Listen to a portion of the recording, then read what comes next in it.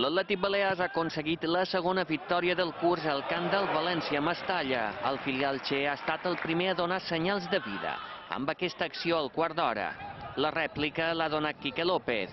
El de Salamanca desaprofita aquest mà contra el porter Cristian Rivero. L'àrbitre Sauleda Torrent ha comès una errada greu.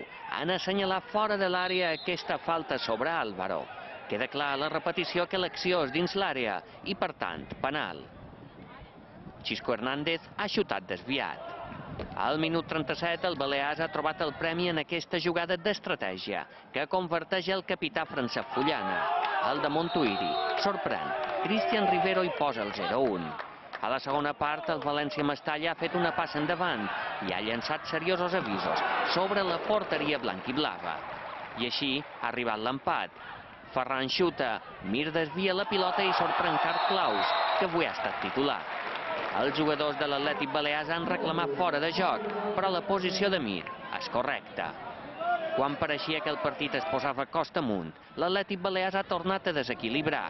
Álvaro ha fet l'1-2 definitiu, amb aquesta rematada en la cama esquerra.